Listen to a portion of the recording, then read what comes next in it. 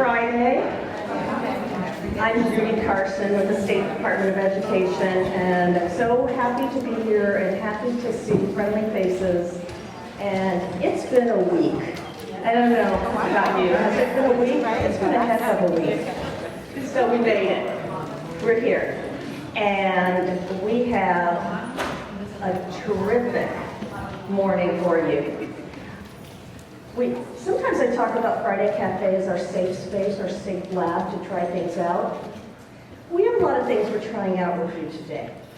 My colleague and key maker of Friday Cafe, Dr. Veronica Marion, is unable to be here because she got called for jury duty.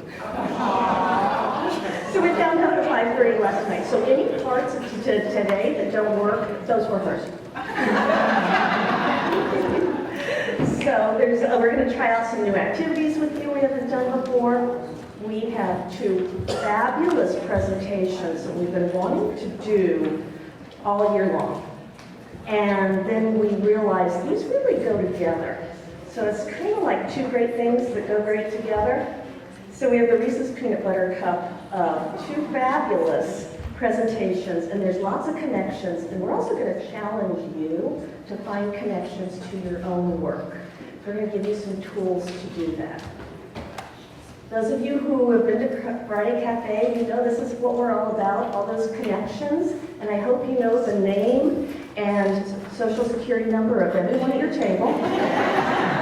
If not, get an idea. And who is new to Friday Cafe? This is your first time. Yay, welcome. We welcome you warmly, and we welcome back everybody else who's returning. And we kind of joke that Friday Cafe is like the mob. Once you're in, you never get out. So we're very glad to see you again. With me is Melissa Redding, who works with Dr. Marion, and Melissa's the program manager, and she's going to say a few words about Connecticut Family School Partnerships, because without them, we truly would not be here. Good morning, everyone. So again, my name is Melissa Redding. I am the program manager for the Statewide Family Engagement Center, which everyone knows as CFSP. We are one of 20 states nationwide who have been graced with the grant to be able to support family engagement statewide, to ensure that all school districts know that we have an official definition of family engagement. But we also partner directly with 18 school districts. And the exciting news is that we will have another family engagement conference on September 30th, and our keynote speaker is Principal Rudy Kafele. And I will toss it back to Dr. Carson. Do you want to say a little bit about why he's our keynote?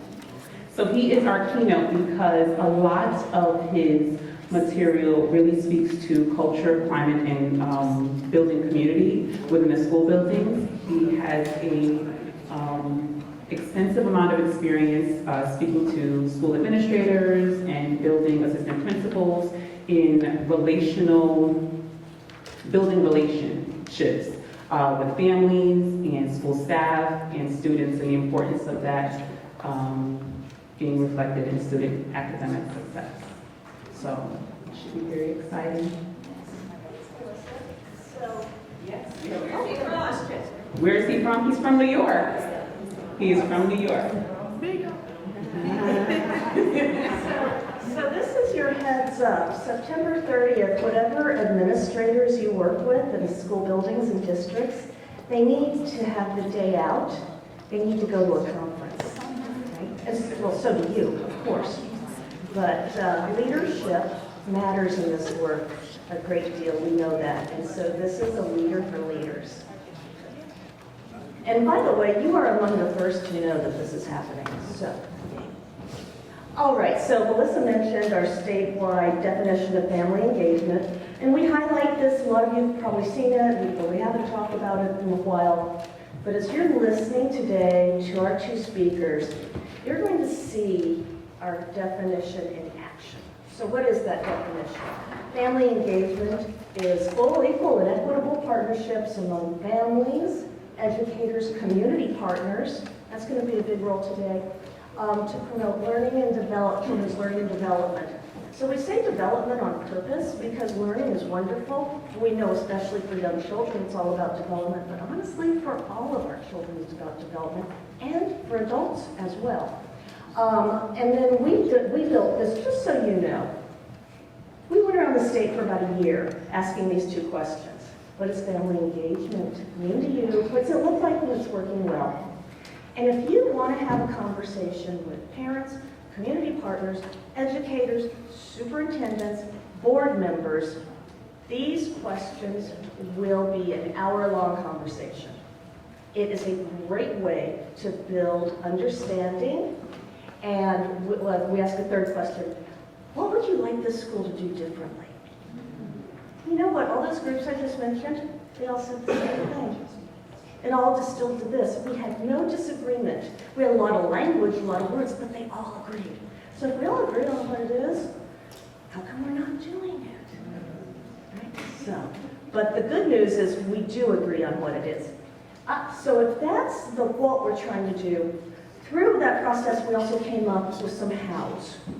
How should we be working so that our work does demonstrate full, equal, and equitable partnerships? So what we should be using are high-impact practices. That means they're research-based. And you know what? All those people we talked to, they also came out with these practices. Oh, by the way, students were part of the work too. People know what good practice looks like. And they didn't read the research, but I've been told I'm perfectly. Number one, build trust and respect. So this is number one for a reason, and I should really just stop here, and this should just be our work all the time. That's number one. And if we don't do this, really, none of the wonderful linking to learning things are going to land. People haven't trusted, they don't feel there's a relationship. All the other stuff we tell them doesn't land for a lot of our families. How we do this, two-way conversations, of course. In education, we often have a very good one-way conversation. We do like to tell people get into education to teach. The listening part is our growth area. Viewing families as assets and building them as leaders. Families certainly know when they're not viewed as an asset. Don't we all know, right? We know that feeling.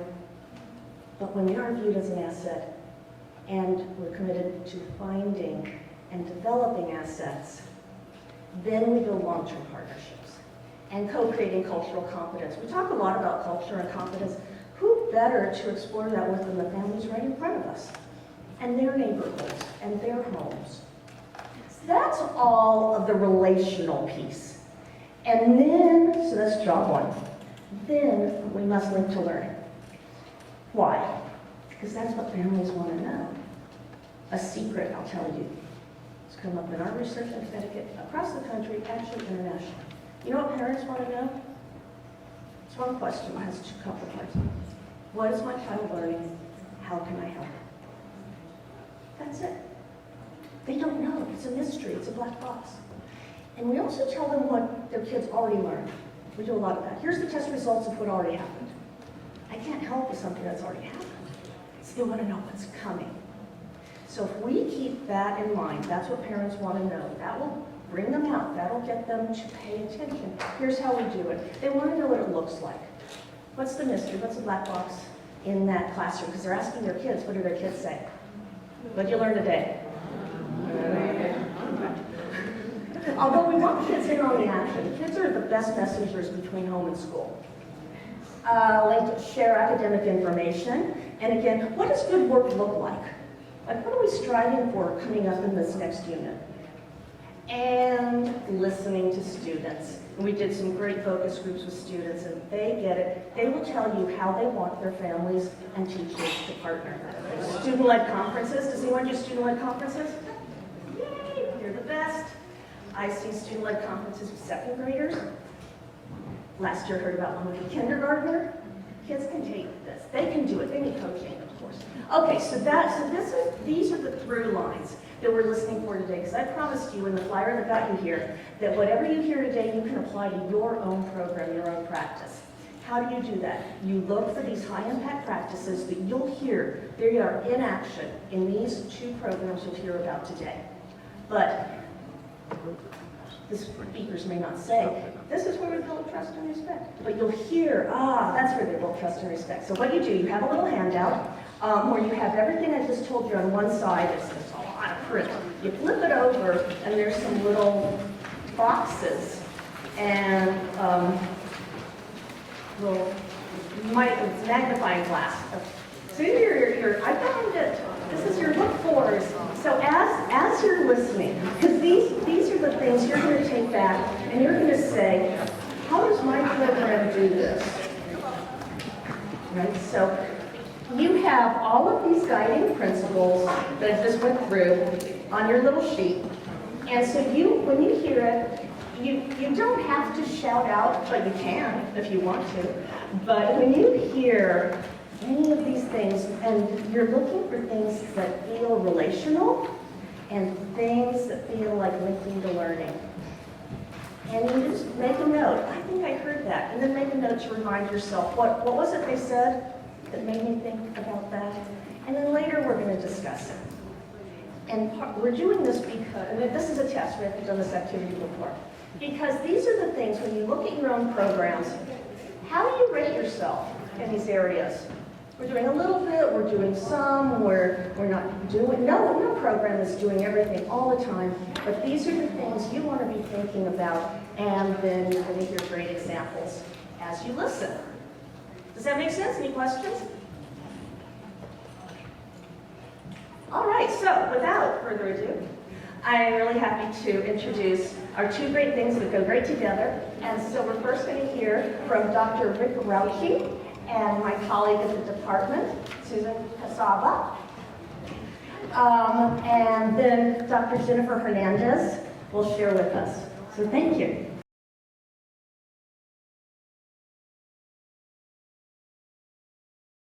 Good morning, everyone. Happy Friday to you. So excited. I woke up this morning thinking it was Wednesday, and I said, why would they have Friday Cafe on a Wednesday? But thrilled that it's Friday. And so happy to see all of you here, a room full of people in person, thank goodness, right? No more Zoom. We are so excited to be here, both myself, Susan Kocaba from the Connecticut State Department of Education, and my wonderful colleague, adult education partner, Rick. We're both here to share some of the great things that we're doing in adult education. And it's actually one of my favorite topics, and I could talk all day, and I won't, but happy to share what we are doing. Just to start, I'd love for you to think about, when you hear the words adult education, what's the first thing that comes to your mind? What's a word or phrase that you think about?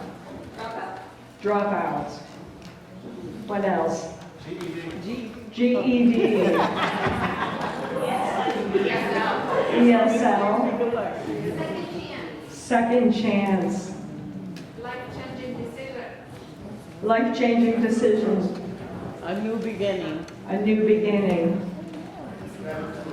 It's never too late. I love all of these. I'm surprised nobody said cake decorating or basket weaving, or because usually that comes up. Anything else that comes to mind? Challenges.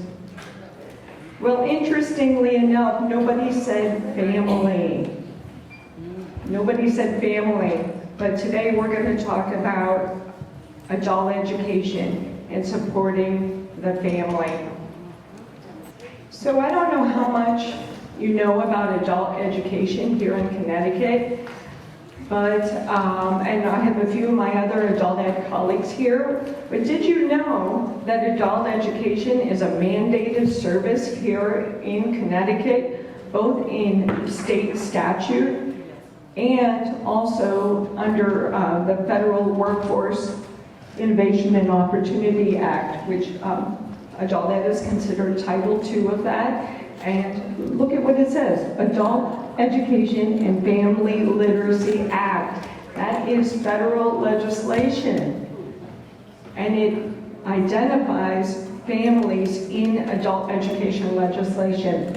So adult education, most people are surprised that it's a mandated service and that every district here in Connecticut has to offer some sort of adult education.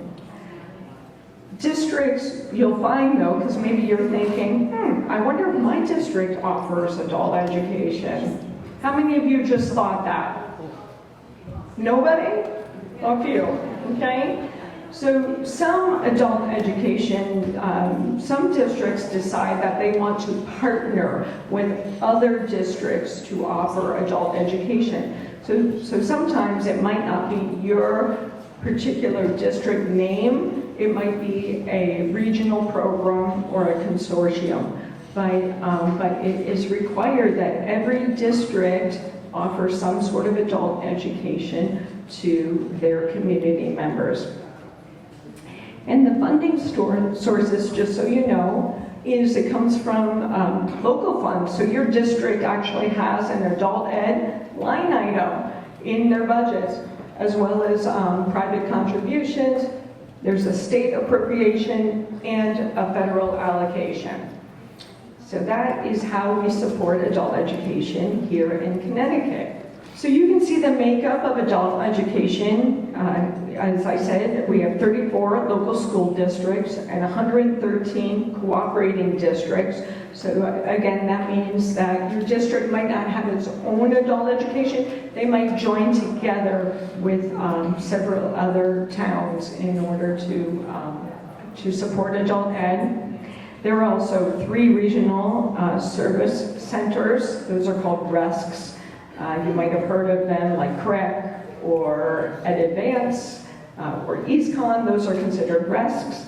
We have 6 literacy volunteer programs, 1 state agency, which is USD number 1, corrections, and 6 community-based organizations with over 200 site locations throughout Connecticut. So what are considered required services? So these are your mandated or required services, and all adult eds have to provide these options. They must offer what we call Americanization and United States citizenship preparation. So we are preparing individuals to take the naturalization interview and exam to become United States citizens. So we help to prepare them for that process. ESL, English for adults with limited English proficiency. Adult basic education. Adult basic education is for individuals that test in reading or math under an 8th grade level. So it could be somebody that for whatever reason just never got beyond that level. And we support that. And then there's the secondary school completion. Now, somebody said GED, and that's one of the 3 options we offer. It's the one that most people know the most about. But there are 2 other options for adult education. One is the credit diploma program. That's for when the individuals come in with credits that they have already accumulated in their school district, and now they need to finish their credits to get their diploma. And then the 3rd option is the National External Diploma Program. This is a phenomenal, all online, all independent program for individuals that have life experience. It's all competency-based, and it's really, sometimes you get somebody that loses their job, they come back in their 40s, and they want to get their high school diploma so that they can get a different job.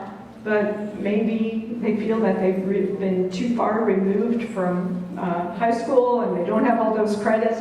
This allows them to work independently on specific competencies and then obtain a high school diploma.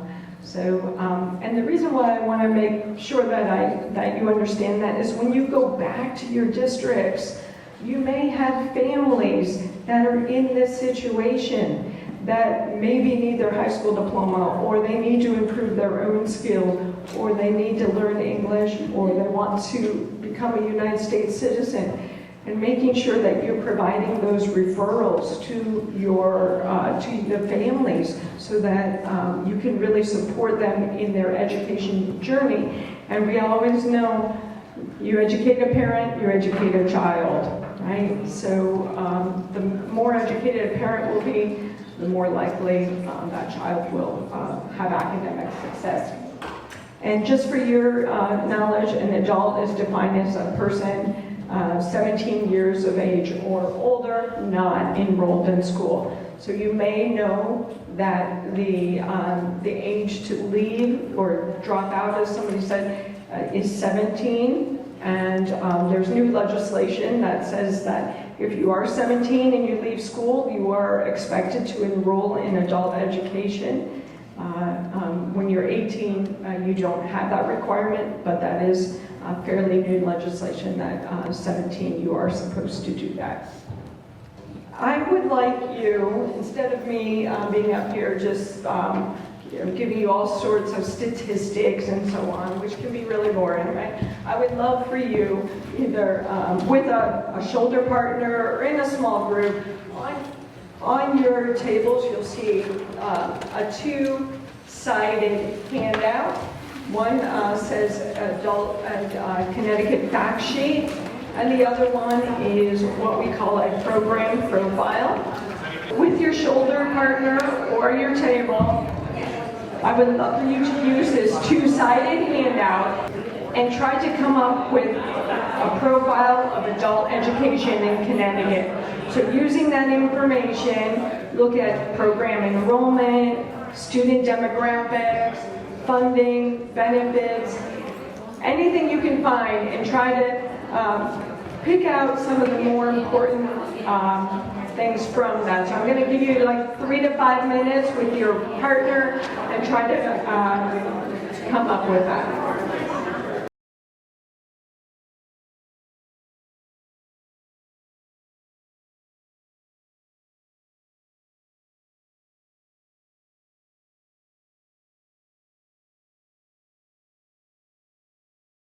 What are some things you noticed about adult education in Connecticut? Yes.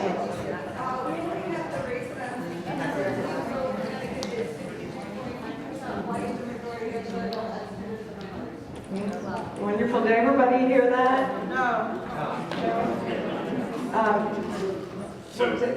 I'm just going to rephrase. So she just pointed out, in Connecticut, 63.9% of people in Connecticut are white, but the majority of the people that we serve for adult education fall within a minority.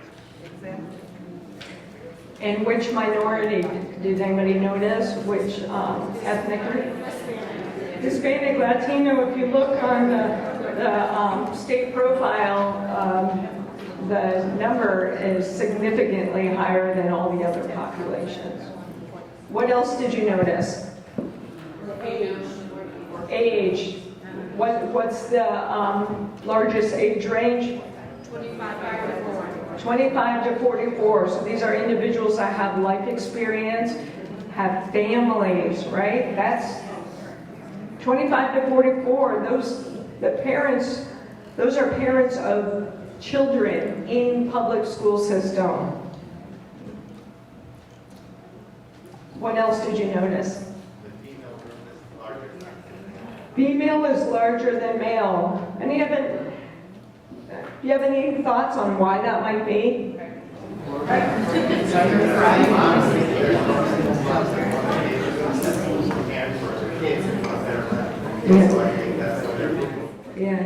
Yeah. Oftentimes, especially immigrant families, the male, and this is gendered, but the male will go to work, the woman will stay, and try to support the family at home by improving education and making sure everybody does what they need to do. I noticed that a lot of this information, it gives you number of estimates based on what has happened. However, I would have loved to have seen the number of families that actually finished the program. I think it's a big tell to see where the program is actually helping the community. So Yeah. I feel like it's one thing to have a mandated program, but how effective is it to be Yeah, that's great. And the program profile that I shared with you, it says statewide program profile. I only printed page 1, but there's actually a page 2 and a page 3 that does list how many individuals received diplomas, how many had what we call a measurable skill gain. So that is public information, and it is on the State Department of Ed website. We are going to, well, Judy is going to be sending out the other page that came along with this, which lists every single municipality in the state of Connecticut, what provider is associated with them for adult ed. What we'll do is we'll also, I'll get to Judy the full program profile so that you have access to page 2 and 3. This gives a very nice snapshot of programming, demographics, and population. So. And what else did you notice? The major barriers students are facing actually is either they are English language learners, low equal by low literacy levels, and then cultural barrier. I was surprised to see that. It's high. Yeah, cultural barriers, English language learner, or low literacy level are the major employment barriers.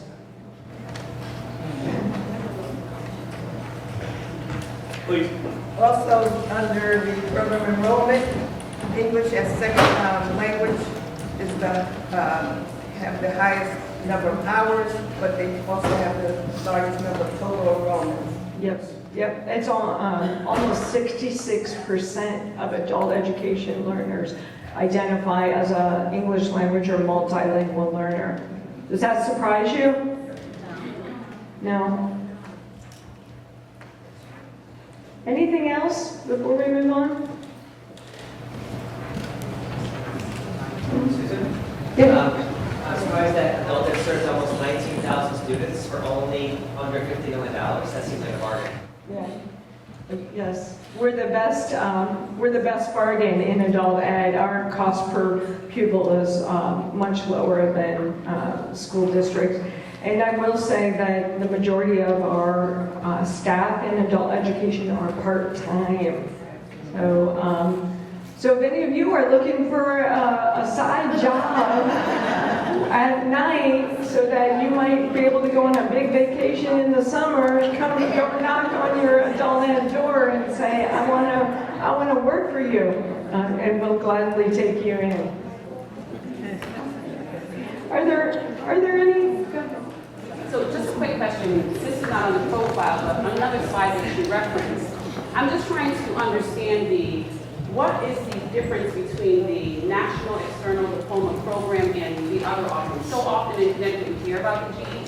So I'm just trying to figure out, is there really a difference or? Yeah, large differences. So. And I think you mentioned it, but I'm trying to. Yeah, I can clarify. So I love this question because everybody's different, right? Everybody's different when they come through that door and they have different needs. And the fact that adult education in Connecticut can provide 3 very different options for individuals to get a high school diploma is really wonderful. The first one is GED. Most people know that there are 4 different tests you have to pass. It's tough. The GED is difficult. I know everybody thinks like, oh, it's the GED, but boy, I think if we all had to take it, we'd be challenged. It's very rigorous. It's aligned to the standards, and then once individuals pass all 4, then they get a Connecticut State Diploma, which is issued through the State Department of Ed office. That's the one option. The second one is credit diploma, and that's for individuals, usually, although I'm generalizing, usually it's for individuals under age 25. They come in with a transcript from their high school, and they have a certain amount of credits, and then they need to get up to 25 credits, and then they receive, once they do that, they receive a local diploma. So that would be through your local school district diploma. And then the third option is the National External Diploma Program. And you can see that that is a much smaller group of individuals that we have for various reasons. But it is wonderful for somebody that has initiative, somebody that is pretty disciplined. They work independently. There is not a teacher. They complete modules. They have what they call an assessor. And the assessor helps to demonstrate success, make sure that the individual has completed the competencies. And then once they finish all of those competencies, they get a local diploma. So there are three different options. Does that answer your question? No, it really doesn't. Thank you for going back. I think some folks said you mentioned that, and so I missed it, but thank you so much. That really Okay. helped. I know. I told you I can talk about all that all day long, so, it's okay. All right. So, now that you have a sense of who we serve in adult education, how we're funded and who we serve, we're going to get into a little bit more about why we're here. So as I said, there are mandated services which are GED, ABE, CDP, ESL, and so on. But through our federal funding, we are able to provide this family literacy or family support. So what you'll see on here, and I know it's a lot of words, that's why I wanted to just highlight, the purpose of adult education under the Adult Education and Family Literacy Act. There is a specific bullet that identifies supporting families. And it says to assist adults who are parents to obtain the educational skills necessary to become full partners in the education development of their children and lead to sustainable improvements in the economic opportunities for families. So oftentimes, when we're in our districts, we think adult ed over here, K-12 over here, and maybe one meeting a year they all come together, but most times they're completely separate, right? But when you look at the intent of adult education and the legislation, it's really about supporting the whole family.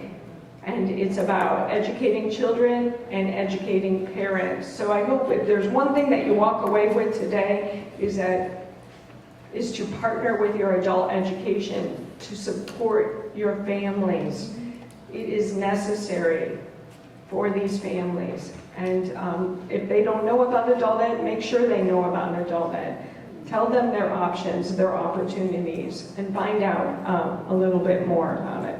So here, under the Workforce Innovation and Opportunity Act, which AFLA falls under, they actually define family literacy, and it defines it. Notice that, I'm not going to read it verbatim, but notice that it says sufficient intensity and quality to make sustainable improvements, right?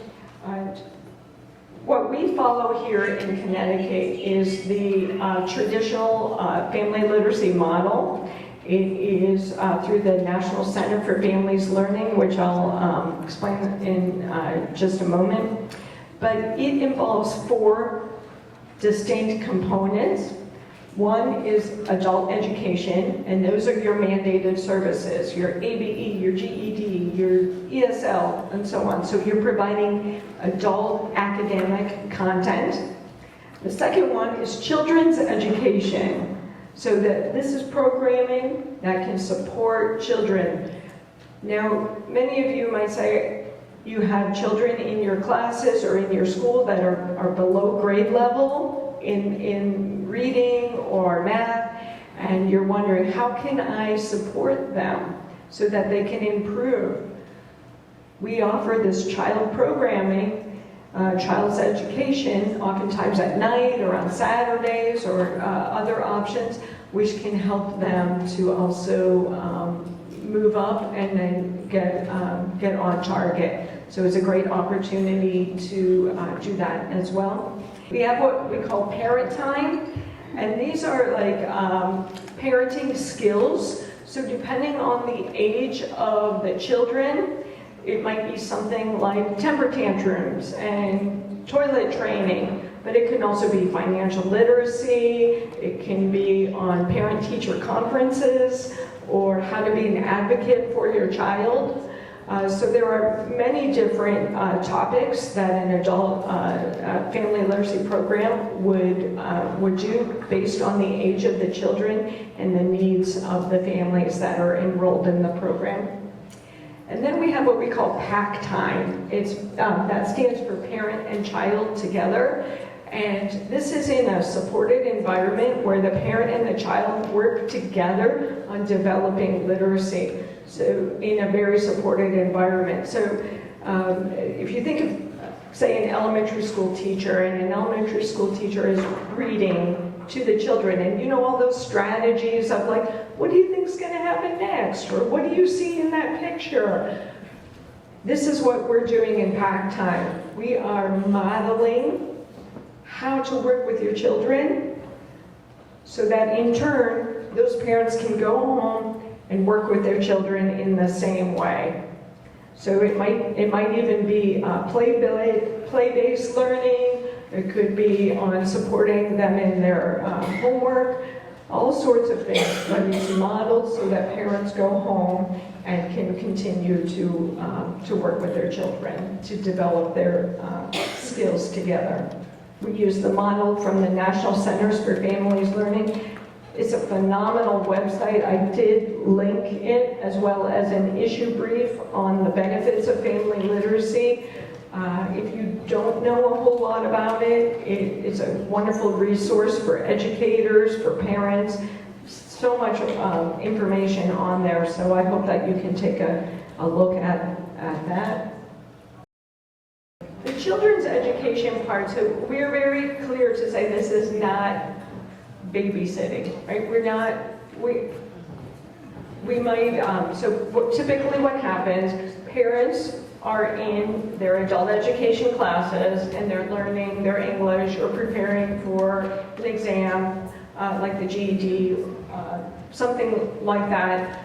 And the children are in a separate location with a parent educator and or a child literacy teacher. And that teacher is working on developing literacy skills with the children. So it really depends on the age of the children. It might be, if they're younger, they might be play-based learning, but everything is intentional. It's not just, okay, and everybody runs around, but it's very intentional, whether it's play-based or it's academic instruction, reading, and so on. So it's a great opportunity. Thank you. What would we do without our tech support here? Oh my goodness. So it's an ideal opportunity for parents and children to work together, and what great role modeling. Look, mom or dad or grandma, because it could be grandma or grandpa, it's multi-generational. I'm going to my class and you're going to your class. We're both going to learn, and then we're going to come back and we're going to talk about what we did. So did that answer your question? Okay, so just a little bit about family literacy requirements here in Connecticut under our funding. You must be eligible for and enrolled in adult education services. Oftentimes people say, but I have parents that would really benefit from this, but they have a high school diploma. Well, unfortunately, the funding is specific to adult education and being eligible for adult education services. Just want to be clear though, if you have a foreign diploma or a foreign degree, you are eligible for adult education under ESL services. Okay? Children in this program are typically between the age of birth to grade 3. All 4 of those components must be integrated to receive this funding. Parents have to participate in all 4. They can't say, I want this but not this. They have to participate in all 4.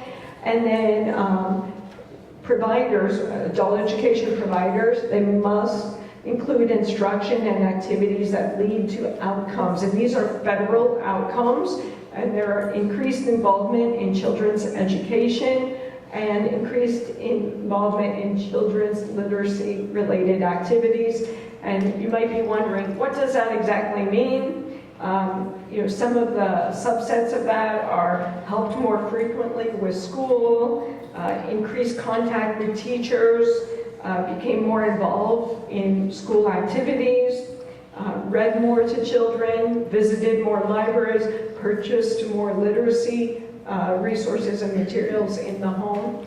So those are all under the federal, and that's self-reported by the students. And Rick is going to get into that as he starts to talk about the more practical. But you can see here that during grant cycle 24-25, which is where we are right now, adult education awarded family literacy funds to 25 providers in Connecticut for a total investment of a little over $1.2 million.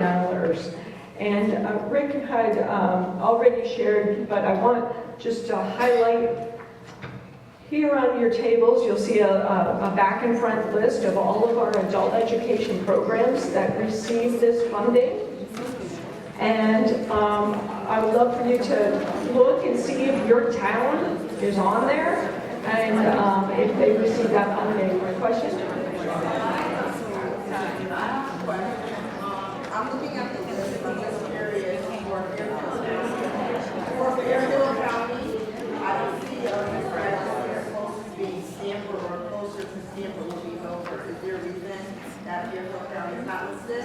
Thank you. So Stanford does receive the funds, and also Milford receives the funds. So for our federal funding, it is a competitive process, and it's based on whether districts have decided to apply for the funding. So it's based on districts' decisions to apply, adult education providers to apply. I'm going to go quickly because I know. Oh, go ahead.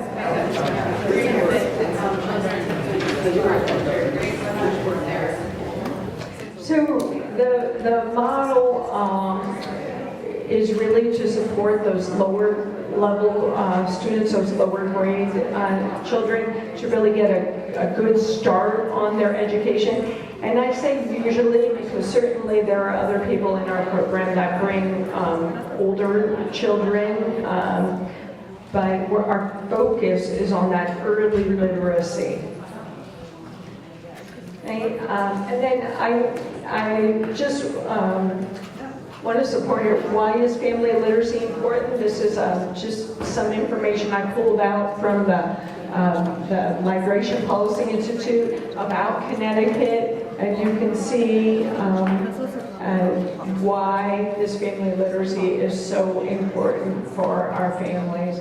I'm not going to read all of it, but just take a moment to read, and then while I turn this over to Rick. So thank you. You're going to love what Rick is sharing because he is a provider real life. He's doing this on a daily basis, and he's going to share what it really looks like in the program. Hi, everyone. So as Susan mentioned, my name is Rick Raucci. I'm the Regional Director for Adult and Continuing Education for the northwest corner of the state. So our home office is in Danbury. We service 9 different municipalities. Just for context, what I'm going to be talking about today is our family literacy programming, which is centered around ESL for that adult education piece, right? So for those of you unfamiliar, Danbury has the largest percentage of ML learners in the state. And then in addition to that, we this year expanded to 6 different sites for family literacy programming. And as of last month, so the end of March, we had serviced 601 individuals through this programming. So I'm going to talk a little bit about the students' perspectives and what they shared with me. So my research is really centered in on their experiences and their perspectives. The research that I'm going to share with you today talks about themes that developed from those interviews that I did with participants. I was able to interview about 15% of our population that we serviced. So we're just going to kind of walk through their experiences, and on your bingo sheets there's going to be some clear correlations. So if we think about why ESL, you all saw the program profile earlier. That's the largest population that we service. And we know, just working in education in general, that ML families experience barriers in partnering with their kids' school, right? In addition to that, we know that there's a positive correlation between the academic success of a pre-K-12 student and parent engagement within that student's life. And then last but not least, there's that achievement and graduation gap, right? So when we thought about our family literacy programming for We Race, we really wanted to focus in on the ESL component for adult education, just because of the population that we serve, but in addition to the barriers that those families face. So if you take a look at this slide, this just has a couple examples of what this looks like in practice with parents working with their children and working with our instructors. So the questions that I really wanted to answer here, right, are how do our programming for family literacy that's focused in on ESL allow participants to engage and effectively partner with their child's school, their pre-K-12 school? And then in addition to that, Judy talked a little bit about those guiding principles that CT uses. So how do their perspectives and their experiences link to those guiding principles? So what I found through the interviews that I did with our participants is that it was overwhelmingly positive and transformative. Participants shared that it had a profound impact on them as a parent, as a community member, that it enhanced their English language skills, and they attributed the program with increased ability to engage and to effectively partner with their child's school. So I'm going to give you a minute to read through these 9 themes. These are the 9 themes that developed as a result of the interviews that I did. The ones that are in bold are the ones that we're specifically going to talk about today. Some of these were a bit surprising to me. If you take a look at number 7, empowerment to better defend their child, right? Because a lot of parents had spoken to me and said, I have a language barrier. When my kid comes home and tells me that something happened, I don't know how to communicate or who to communicate with, right? Number 3 and 4 were the biggest ones, overwhelmingly. The participants shared that as a result of this program, they were better able to support their child's education, and it also changed the way that they parented, right? And the way that they chose to parent their children at home. And then number 9, a lot of participants talked about the fact that they were thankful for the opportunity to learn alongside their kid, right? And in doing that, they were modeling how to learn and the importance of academic learning for their child, okay? So we're going to talk about theme 1 first. Theme 1 dealt with the gratitude that participants shared for the program and the ability to participate in the program. I'm not going to read the quotes that are up here. You're fully capable of doing that.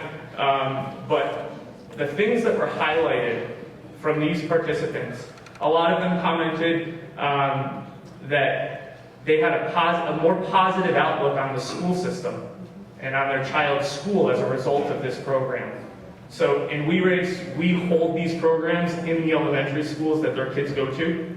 Some of the programs actually have teachers that teach in that school. We've had a couple cases where a teacher has told me, one of my students left a note on the desk saying like, hope you have a great day tomorrow at school, keep going, so that when the younger child came in, they saw that note from their parent on their desk, which was pretty cool. They commented that there was a greater sense of comfort going into and being at the school. They talked about the sense of connection with the teacher. They had someone that they could go to when they had a concern, that they felt cared for. A big thing that they focused on here was that the activities here were more practical than other programming that they had gone to in the past. So Judy spoke to, we are very good in education about having a one-way discussion. This is what we need you to do. We need you to come to parent-teacher conferences. We need you to come to PTA meetings, right? What we really shifted our practice on for family literacy is how are we developing an understanding of what our students need, our adult learners need. And oftentimes what we found is that, yes, they're there to learn English, but learning English almost acts as a conduit to helping their kid, right? And so we really have tried, and we've reworked our curriculum, we've reworked the activities that we're doing with our adult learners to really focus in on everything about that language acquisition process is really focused in on how does it connect back to your kid and supporting them in their academics. Okay? A lot of them, you see this in one of the quotes, said that this program changed their lives. That's huge. That's profound. The third theme that came out of this is attributing the family literacy program with changing the way that they supported their child's education. Okay? So for this, I had participants tell me, I learned how they're learning in math. Right? We had people talk about how, in the past they used to do a certain way, and now at home they bought cubes because they found out that that's what's going on in the classroom. Right? They've talked about being able to connect with their kid's teacher in a stronger way. They've talked about the fact that they're able to complement the learning that happens in school, which helps reinforce those skills at home.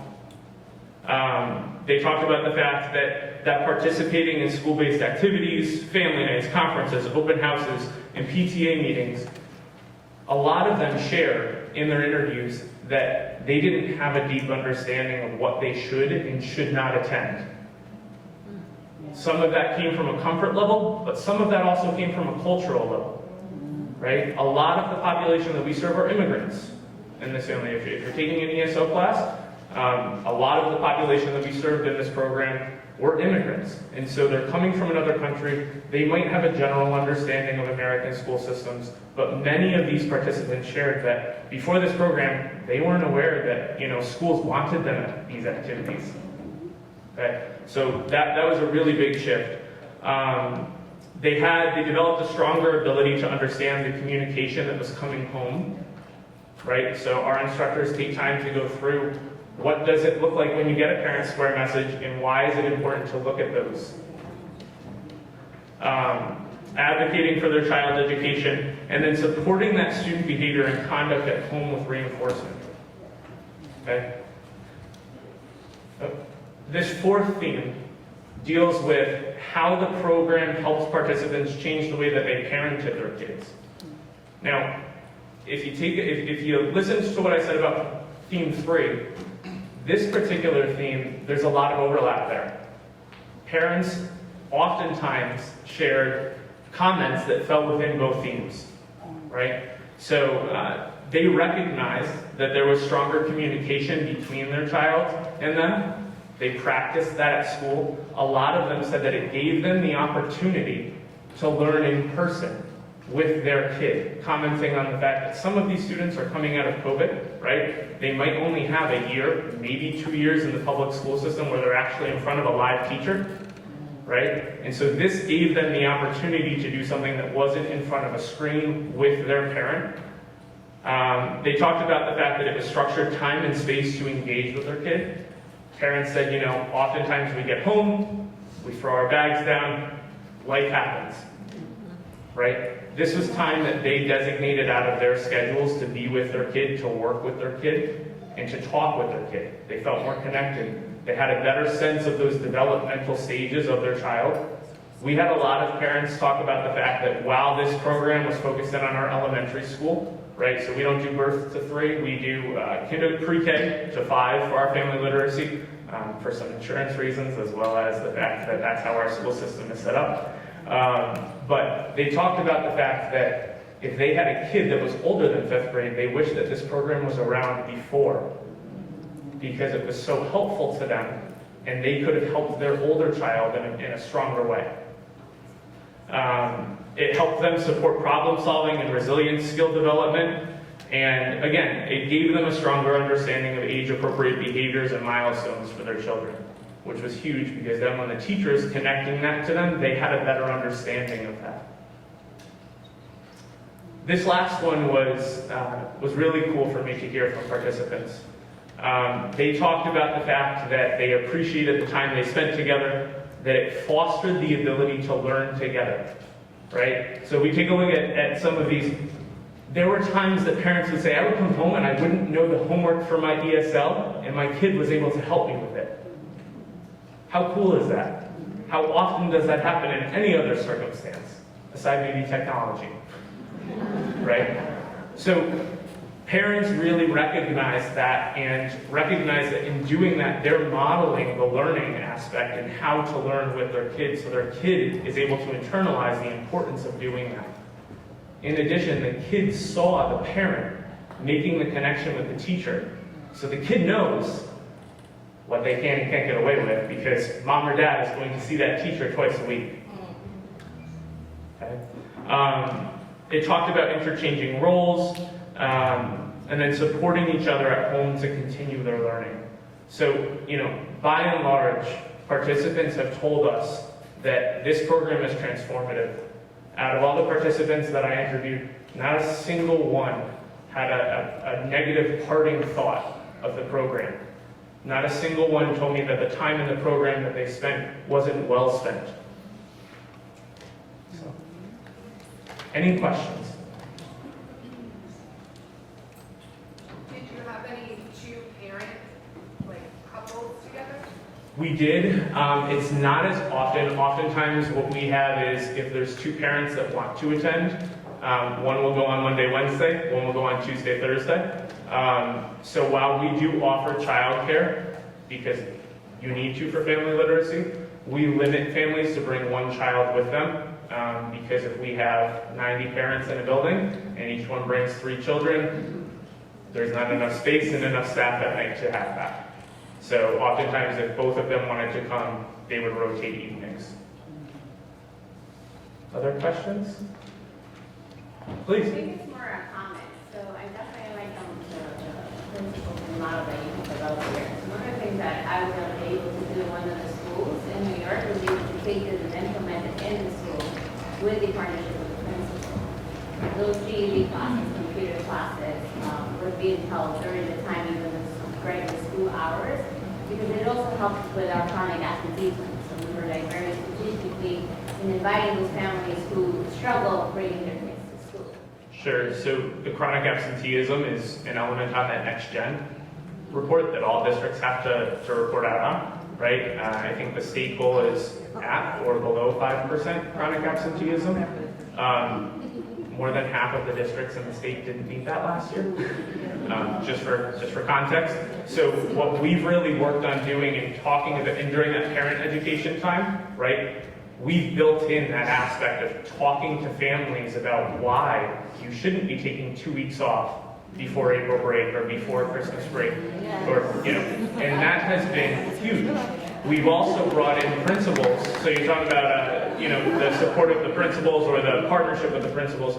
We've brought in admin to actually talk about the iReady scores so that when the parents get those reports, how do you read them? Because you get that sheet and you're like, I don't know what the heck that means. And we all know as educators, we are infamous for acronyms. I was just talking to them about this earlier. You get a sheet, if you're not familiar with the terminology, chances that you're going to throw it away are quite high, right? So that's definitely an element to that. It's something that we're working to consistently redefine and refine.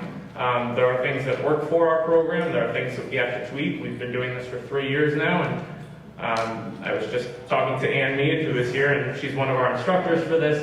But I was talking to her a couple weeks ago and just saying, we haven't had a single year where the program looks the same, because we're adapting to the parents that we get and understanding what they need, right? And that's what makes this program effective, is that it shouldn't always be the same program. Yes, you're going to have certain elements to language acquisition that are foundational that you need, but in terms of, if this is truly going to meet the needs of the parents where they are, it shouldn't look the same every year.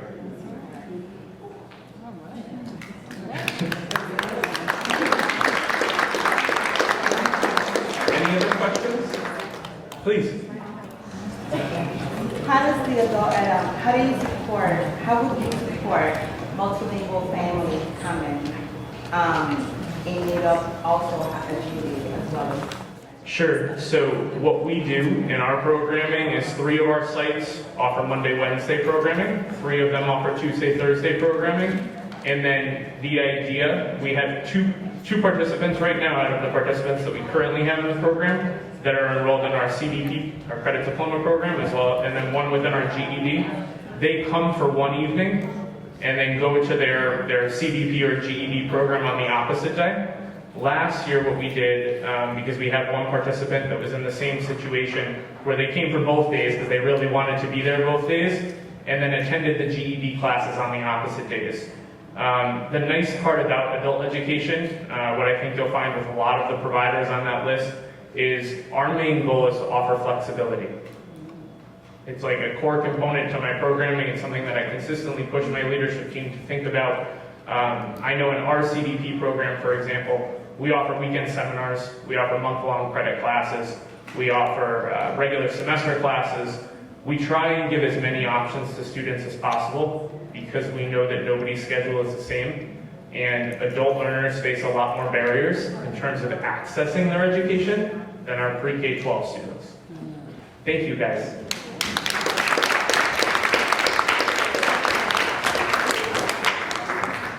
I always say adult education is one of Connecticut's best kept secrets. So now you're in on the secret. I hope that you're going to go home and call your adult ed director ASAP. And I hope you're also finding lots of high impact practice examples and you're checking them off and thinking, I may not be able to do exactly that, but how can I do something that approaches that? Profound pleasure to introduce Dr. Jennifer Hernandez. We've been talking for months about her work in Friday Cafe and our young parents and all parents and her story. And I tell you, Rick left us with parent stories. We're going to continue on that theme, and very happy to have Jennifer tell us her story and many others. Oh, wow. Thank you so much. If you all can just give Rick a round of applause. They're real strong there. A little louder. I know you can. Just a minute to be quiet. What that does, too, is change the energy of the room, doesn't it? When you give somebody a round of applause. And I do want to say thank you so much, Rick. Rick, I'm not sure if you guys are aware of this, but this is public knowledge, so it has been announced all over CT State, but you know how there's 12 Connecticut community colleges that have merged into one? Right, that wonderful idea. Yeah, well, Danbury is going to have its own site. So there'll be 13 Connecticut sites for Connecticut Community College, so Danbury is going to be very happy to have that relationship with you guys too. So I am Dr. Jennifer Hernandez, and I created the Family Enrichment Center with the Hospital of Central Connecticut many years ago. And in that services, we provide in-home-based parent education. We have been up to quite some time with funding being cut just recently. We've been providing academic support for teen parents as well. We also serve in prevention of teen pregnancy, and also basic doula support already, and maternal health outcomes is our goal. So we have a lot of of opportunities there. I did start that agency in 1999, and part of my effort in engaging with you guys today is tell you a little bit about myself so that you can see where I am and where I've come from. So that agency, I'm proud to say there's several of my team members here today, so we can give them a round of applause. It's been an honor working with them, and we are right here in New Britain, and so there's going to be a theme about New Britain throughout this as we look outside into this beautiful community that I've been so privileged to serve in. I also serve, because I don't have enough to do. In 2017, I went part-time at the hospital and took on a full-time leadership role at Middlesex Community College, which is now CT State Middlesex. I had been teaching at Tunxus for about 15 years prior to joining Middlesex full-time, and I did so as a part-timer as I was going to school, furthering my education, and building the agency. We started the agency with $19,000 in 1999, and today, in the last 8 years of my tenure at the college, we've brought in over $9 million worth of funding. So we're really proud of that. Thank you. So my role as a professor, I oversee the Human Services, Social Work Studies, and Therapeutic Rec programs at Middlesex, and I'm also the chair of Behavioral Sciences, where I oversee faculty in history, political science, sociology, psychology, and early education. Ask me if I have any hobbies. I do want to acknowledge too, what a privilege it is for a couple of things, is to be in this room, to look around the room and see a couple of my students. So it's been a blessing to be a part of your story. So thank you for taking the time.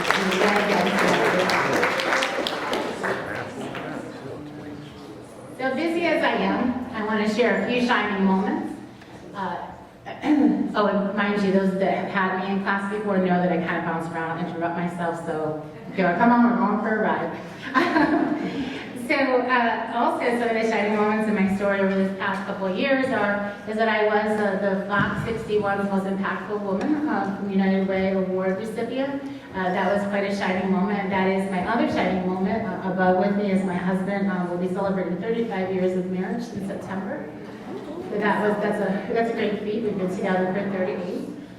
And then I was also the Connecticut that was voted, and some people in this room I know have also gotten this award as one of the Connecticut's 100 plus individuals serving those impacted by domestic violence, and I'll speak on that in a second.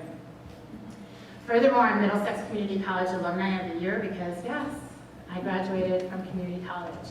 Could you imagine the way that the story went when I got that acceptance letter and drove up to Middlesex for the first day of school? Yeah, today, after all these years, I still get emotional with that. And also, I published on my doctoral dissertation, was on exam, I bet it's a long title. It's called Examining the Effects of Dispositional Optimism on Older Teen Mothers' Ability to Achieve Academic Success. And what was that? Well, the story goes is that we looked at women who were 16 and under when they chose to parent, and who all had achieved academic success, whereas their degrees were the highest degree. There's 13 women in the study. The highest degree was a double master's degree, and the lowest degree was a associate's in nursing. And why is this relevant? Why did I do that? People ask me all the time, what made you think of that topic? Well, thank you, adult ed, because my story includes being a very young mother myself, and I'll talk some more about that. And so everybody kept asking me, how did I do it? And so what did I do? I went to school and spent a ton of money to do research to figure out if I can. And we'll explain a little bit more as we go along. I'll include you. I've also been published in the journal, the International Journal of Higher Education, continuing that theme, and I most recently completed my book this fall, where we had actually in a course in New Britain, right here at the museum. Thank you. Our book signing, it was wonderful, and so it was a wonderful piece of my story to conclude. So now we'll get into some of the new things. So I said, there's me, so there's me, and there's me. So I look a little different. not much, but yeah. So where do we go with this story? Well, I already alluded to that, I was a Middlesex Community College graduate, but I also wanted to share with you some of my accolades because I do shine. I'm kind of a hot ticket. Like,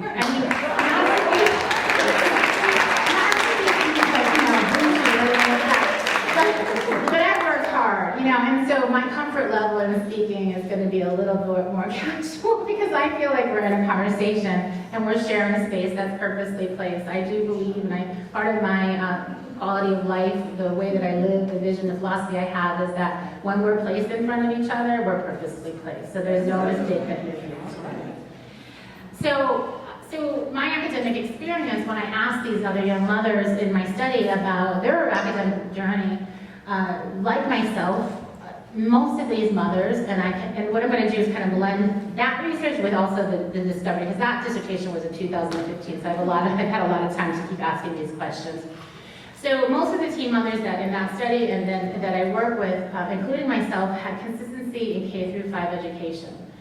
That's pretty significant, and it wasn't because we went to school because we were all academically sound. Sometimes, as you know, it was going to school because it was babysitting, going to school because we had food, going to school because it was just what you did. Like, there was all these kinds of things of why you went to school. And so, K through 5, this is what we did. But for many of us, and when I talk about in another series of lectures that I do, when I talk about development and all that kind of stuff, and I won't do that today, but many of us started to have crises at that prime age of 11 or so, right? And so when we look at developmental theory, which we won't get into today, we know, and many of you could probably say to yourself, like, how many of you started acting out around 11, or your kids or siblings, people that you know, right? I've seen some heads go, yes, yes, yes, right? There's that idea, I got 1 foot in childhood, 1 foot in pre-adolescence, right? So just like most of the teen mothers in my story, myself included, my life started to turn upside down at 11. That summer of 11, I started to run away.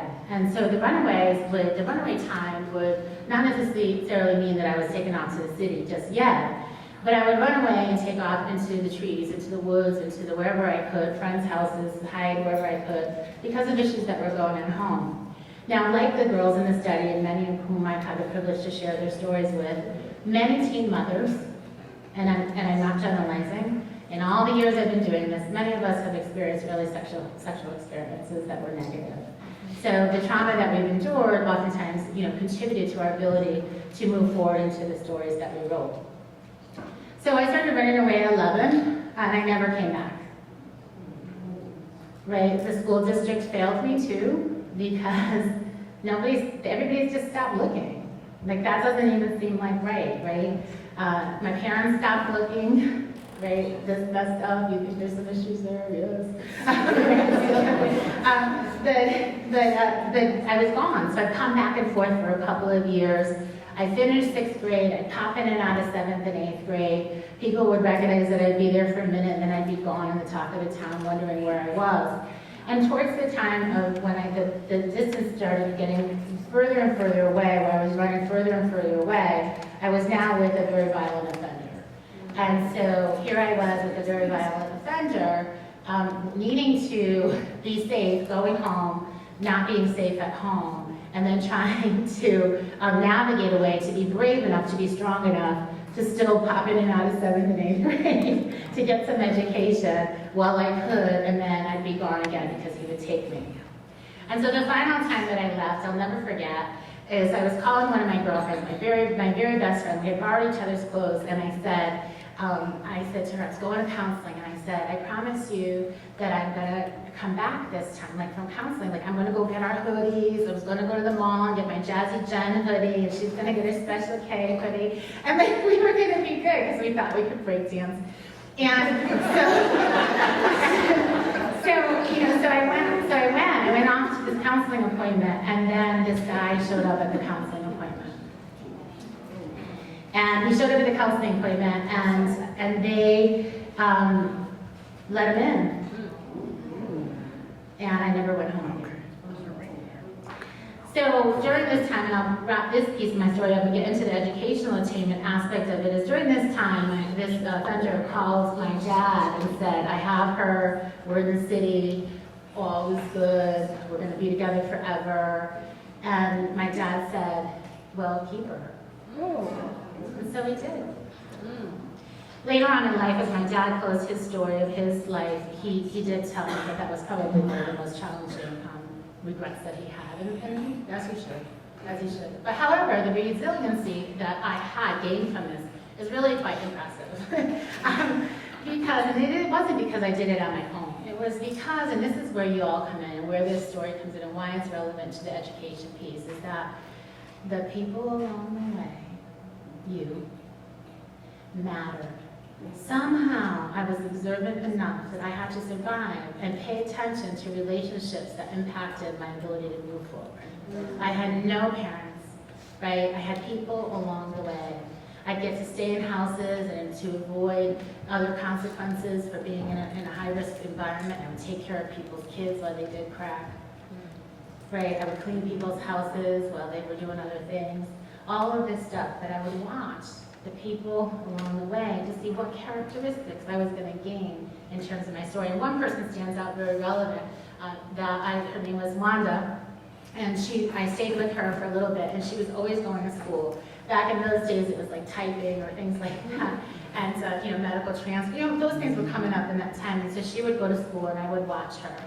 And I recognized that that was an important part of something that was taking people to another level.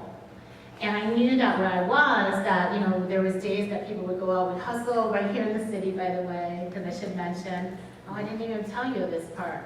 I know I just looked at Carmen. I had my daughter, I was pregnant at 14 and had her 10 days after my 15th birthday, right up the hill here in the hospital, which I get to work at today, too. So that was a wonderful thing. Thank you. Thank you. I got 5 grandbabies too. Did I say that right? Where was I? Okay, so watching people along the way, being a teen mom, trying to figure out educational achievement, how was I going to do this? I came across adult education. Now, I kind of giggled when you said how hard it was, because back in the day it wasn't so hard. I didn't really study. So, now mind you, I think I'm smart, but it's so funny because I oversee like the history professors, and they'll be talking to me about something in history, and I'll be like, yeah. I'll talk to you about facilitating your classroom, right? Like I can do that, but history keeps schooling me. But what happened was I went in, I took this adult ed GED test, and I passed it pretty well. Enough that I graduated actually with the class that I was supposed to graduate. So I graduated the same year because I was so dedicated to changing. Now there's a whole bunch more before that. What happened, he went to jail, he's gone, I don't need to see that person anymore. I was independent, I started working illegally, doing everything I could. I had a car, whatever, but the community in which I was, what I saw was is if you could get a 40 ounce, you could go to work day, get a 40 ounce pack of Newports and a grinder, you felt successful. And so therefore that was your day, and that's all I saw, and on repeat. Right? So, and then if you could get a TV from Rent-A-Center, like that was a whole nother level, right? So I was like looking at this, but I kept thinking like this isn't where I want to land. And so adult education, as you said in some of your studies, saved my life. And my daughter's life. Both of my girls are highly educated. One is a licensed clinician, the other is a business owner. Both have degrees, and neither were two parents. Education matters. When I look at the study in which I've done, and consistently throughout the years of working with teen mothers, what I know for sure is that you guys matter, those relationships matter, the elevation matters too out of that student, showing them where they can be, that's within the realm of where they can reach, right? So when we look at words like trust and respect, supporting them through that engagement process, making sure that you're genuine with them about the stories in which they have in front of them, but also being mindful of the developmental displacement in which they're in. We're developmentally displaced. I talk to so many of you in this room that I've known before. You hear me talk about, okay, I'm 50-something, that's where it's going to stay now, like after that, I'm not going to stay. Right? People love to do the math, but like I have a doctorate, and I'm doing okay, and my kids are great, and you all that are my age now are probably putting kids in college, right? Or like, you know, right, all that kind of stuff, and I don't. So I'm done. Like I've been to Florida 5 times, you know, all this kind of stuff. But I say this because, not because I promote teen parenting, but what I do promote is once they've made that courageous choice to parent, they need to get busy. But we have to be attentive to the idea that they're developmentally displaced, as I just alluded to. My friends are in their 60s because our kids are the same age. They're all out of the house. We're looking at a retirement. So, but then when you're a teen mom, we've got doctors saying, why aren't they coming to the appointments on time? Or educators saying, they're missing from school, da da da da. Oh, no kidding. Like, how many times do you have to tell your 15-year-old to put away the dishes? Like, think of that, you know, and so we not only, when we look at family support in adult education or in education, in our educational systems, we have to honor and respect that that mother of that teen mother and that father of that teen mother is mourning, and teen fathers too, but they're mourning what they had hoped for. Okay, and some of you in this room may really know that intimately. The parents of our teen parents are mourning what could have been. But they're also trying to parent now a teenager who, in society's voice, says, oh, you made your bed, lay in it. Right? How many meetings have I had? And there's one particular story that I remember so well, whereas I was in a PPT with a group of social workers right here in the city, and the parents and our direct care staff, and this mama had been doing everything she needed to do. She was going to school, which is a huge feat in itself. She was, you know, taking care of her baby, and all she wanted to do was go to a sleepover. And every single provider at that table said no. She shouldn't go. The mother was there. She's not going. She's got a baby, blah, blah, blah. And here I was. Let her go to the freaking sleepover. She's a good kid. Exactly. Right? Because why? She's got to find a way to, as we know in another lecture for another day, right? Erickson's study is important, right? Because there's this displacement of her ability to, if she's not able to meet some of those normal adolescent experiences, she's not going to be able to evolve into the person that she's intended to be. And it is different for females than it is for the males, because the female body has changed significantly when they give birth. The other thing that's important is so I said, you know, making sure that you are attentive to where they are developmentally. You need to celebrate birthdays. You need to celebrate accomplishments. We do some academic success too at our center, and you know they can, you know, we kind of give them stickers where whatever that looks like in today's age, right? you get hallelujahs, hollers, whatever you do on these things, to recognize the good work that they're doing as they're accomplishing things. They have people telling them that they're doing a good job, and they have people telling them where their future is going to be, could be. You want to provide opportunity for them to see outside of the walls of the community that they're living in. You also want to consider the relevancy of your own story. You know, I was a teen mother, as I said, so here I was this baby, and you know, having my daughter, and so my story is relevant. But I delivered her in 1986, so it's relevant. Right? To today, it's relevant. So it's important to use you, but you be genuine in response, but also set boundaries so that you can be the person that they need in front of you too. Because teen mamas oftentimes are displaced, again, when we talk developmentally, even how to connect with friendships. And all of these things that I'm inserting help to academic achievement. So when I go back into the study in my book that we wrote, in the journal article, you know, I talk about the idea of the relationships and how important it is that individuals that come into our story matter. And the slightest little things you do can insert to the trajectory of where one is supposed to be. And so that, if I was to say the relevancy of all of this is to think about how you attend to the story in front of you, and how you use your own story to relevantly, with boundaries and consideration of time periods, to help move them further on.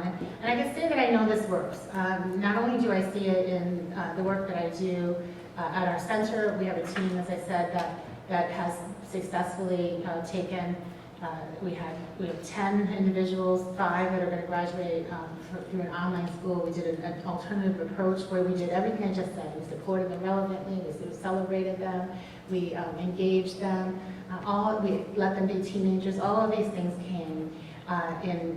We were able to see some success. So it's a small study there, a larger study with the women that I worked with in my dissertation.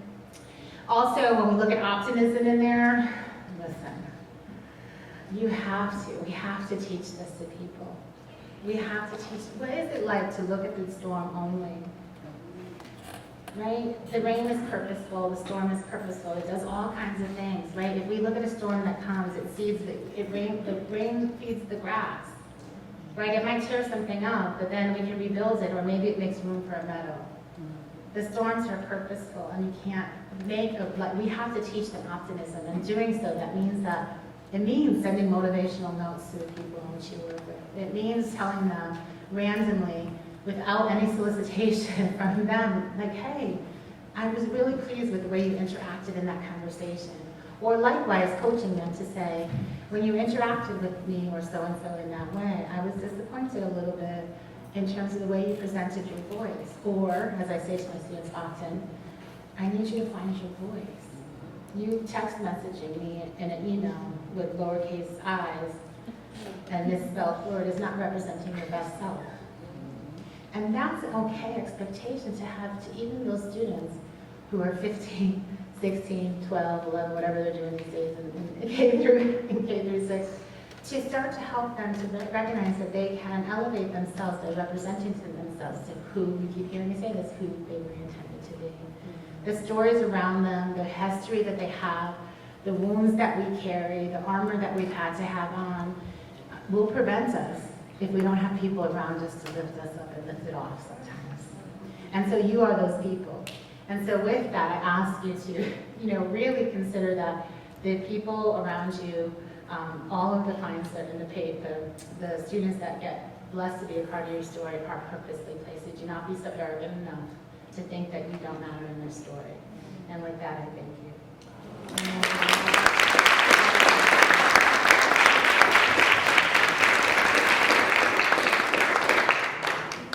you have any questions? Or comments?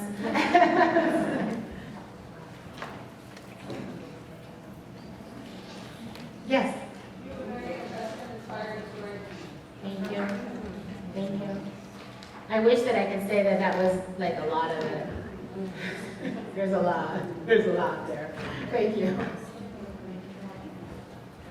Other questions? Anybody working with teen parents right now? How would you, somebody in a statement, summarize how difficult it is to work with a teen parent at times?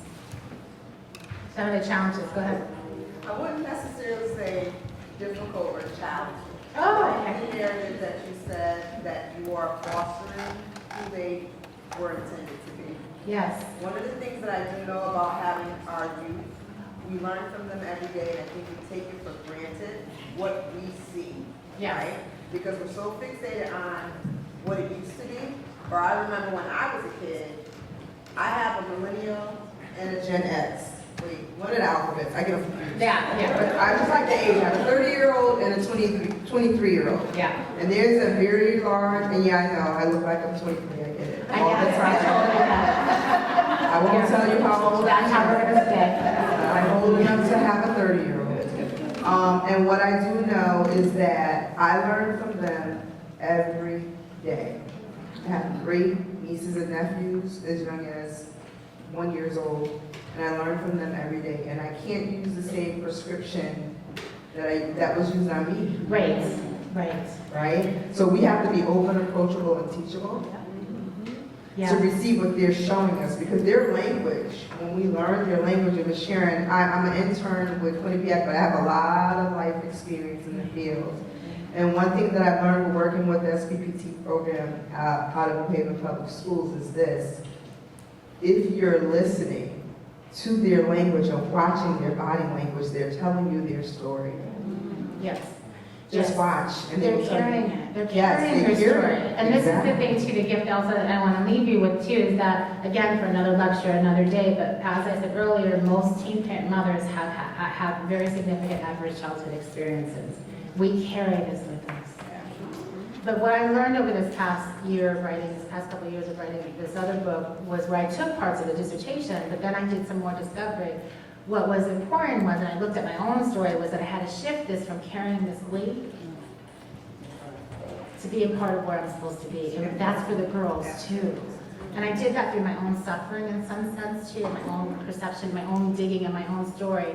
But I had to say to these young women that we work with, like, yes, we've been dealing with these traumas, we've been working with you to get through them, to heal the wounds, but the wounds aren't gone, right? You know, this is the time of the year where we hear stories about that. You know, the wounds are not gone, right? They're here. And so what we need to do is to have them to recognize that those wounds cannot stick, cannot be, we have to nurture them. We have to put Band-Aids, sometimes we have to put cocoa butter on it or whatever. We have to take care of those wounds because they're gonna be there, and if we don't, then the story, guess what?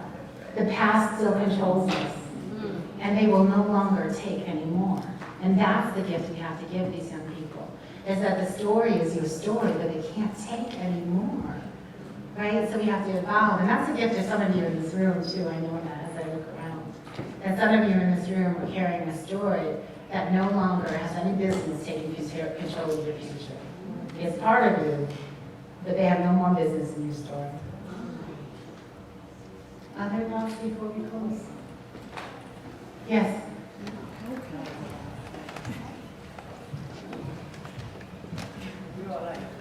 Good morning.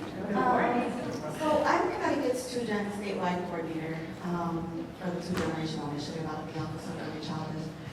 And I'm listening to you speak, and I'm trying to make the connections on how we go about lifting up parent-teen voice. Yeah. I don't think we do enough of that in our state, and I think it would really help selfishly to move the two-gender initiative and the work that we're doing around economic mobility, putting parents and caregivers on the path to economic mobility and family well-being. Yes. And I wonder if there is an opportunity for partnership. We do look for members around the state to be on our family economic mobility work group. And also we have a parent engagement work group that we're transitioning into family well-being. That's a lot of family well-being and economic mobility. It really is, yeah. Right, but what we're doing is really trying to make sure that the voices of young people are centered at policy and systems change. And we can't change our state systems and the work that we're doing around benefits without their voice. And so I'm wondering if there's an opportunity for a partnership. Absolutely. We also get funding through Office of Early Childhood, and so we're very familiar with that. So I think that that's a definite conversation that should happen. Historically, OVC, well, before then, it was Children's Trust Fund, did stories, kind of life stories, vignette of teen parents. Then I did some work too, where I did back in the day some stories through photography and writing with teen parents, and why I bring that to that different yet important right work is that one of the things that I think is important is for the teen parents to be able to tell their story, whether it's through a form of narrative conversation, whether it's through writing, whether it's through photography, whether it's through another medium. They need to tell their story because they often feel alone, and that's why, you know, a lot of times older teen mothers, and I'm known for saying this, older teen mothers, we won't talk about being a teen mama because then people feel like they can ask us who our baby's daddy was, and it's the same baby's daddy that I have, the husband or the other one, right? And like, and that's just offensive, right? And some of you are shaking your head because we know that, right? And you may have asked that before, and somebody corrected me at one point and said, or encouraged me at one point and said, no, actually I was asking that curiosity because because if your baby's daddy is the same baby's daddy, y'all been together so long, how did you do it? And I said, it's still irrelevant because the fact of the matter is we've been together forever, and we're still doing it, right? So there is some conversation point in there, but there's a lot of people, there's older teen mothers that need to share a story, to share more stories, be okay with sharing their story, but with the content being to drive that young person to be able to share their story so that they can lace up their boots, right, and get moving on to the future, right? So because they can't sit with that arm is hard to carry, so we need more storytelling, I think.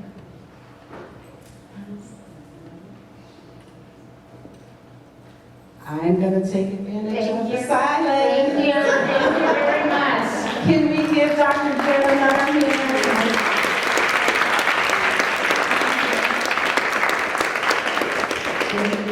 Thank you. We told her when we were talking to her that she was going to have more than enough. Thank you so much. it was so much in that story. Yes. And before we even get to the story, I don't know what y'all did to get me here today, but thank you. Somebody prayed that I didn't have to say in jury duty, so they heard. You did. You did. But this story has meant so much to me. And just the title, Judy and I in the back of the room changed her title. And I have retitled it, The People Along the Way. I think that's your next book, right? There were so many nuggets in there. And I too can relate to that story. I haven't shared this, I don't know if I shared this with this group, but I too was a teen mom. And, all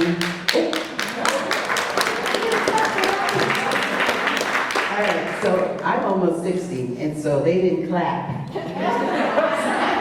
long time ago, and I'm a pastor's kid. No clapping there either. So Dr. B can definitely relate to a lot of what Dr. Jen shared with us today, so thank you so much. And it's so true.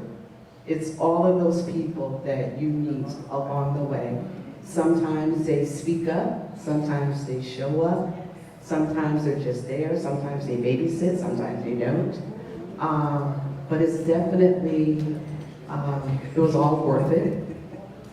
Would I do it all over again? I don't think so. I would do it differently. I would do it differently. But, so back to you all. So I want you to definitely take those nuggets. She dropped a lot of mini pearls this morning, and I really appreciate it. There's another one I found.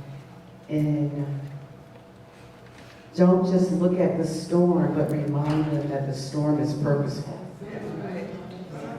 Right? It was like every little thing that she was saying this morning, being mindful of their current reality.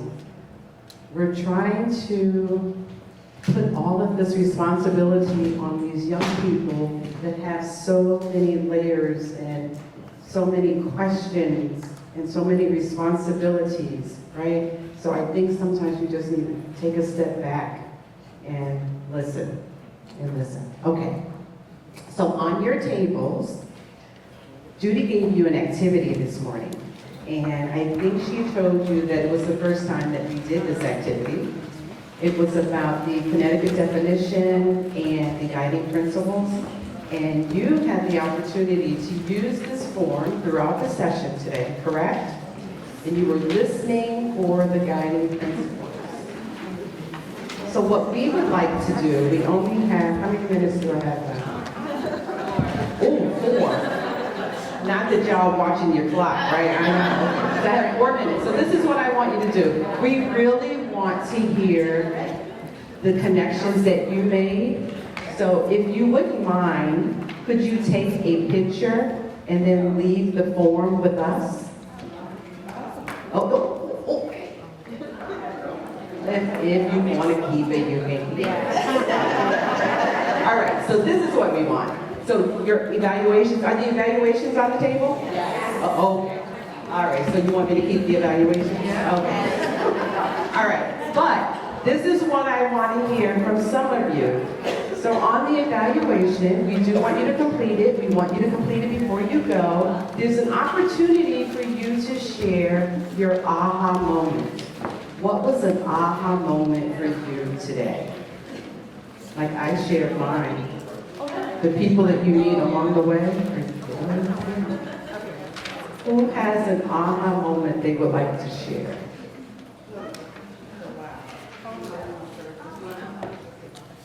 Yes, I got a microphone. All right, so I guess my aha moment, so I wasn't a teen mom myself, but I was 20 when I had my son, so I kind of got the same, I guess, treatment-ish as if I was a teen mom, because I was in college and all of that. But my aha moment was just being able to kind of use my story as well to help inspire other people, to show them like it's possible, and to meet them where they are, and to try to help. Because I know for me, I had a lot of barriers to finishing school and all of that, and I did it. And we were talking earlier to adult education before about like going to school, maybe a role model for your kids. So, like I just completed my master's program last year. So that was taking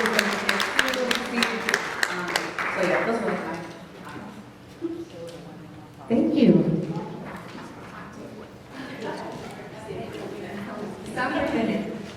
Hi, my name is Maria. I just wanted to say something. It's a very painful story and very eye-opening. As you said, a lot of pearls out there for us to collect. Thank you.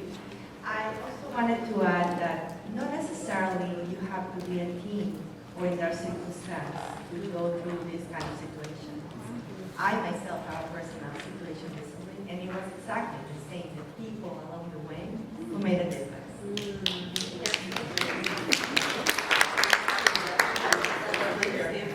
I actually want to share a story about adult education. I'm a parent facilitator in an elementary school, and I had a parent, I always help with I used to help with PPG meetings, translating for the parents. And I had this mother that was from Guatemala. She came kindergarten, and every time she got a PPT meeting, she will come to me like, "Can you please help me? I need you to be here."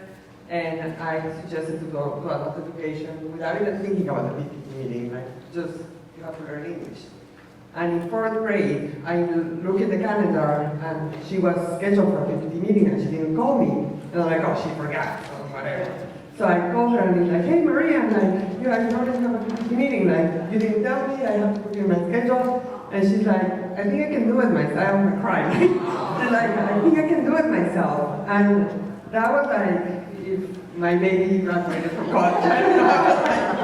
So it does matter when we like encourage people to learn. Thank you. Stanford Public Schools.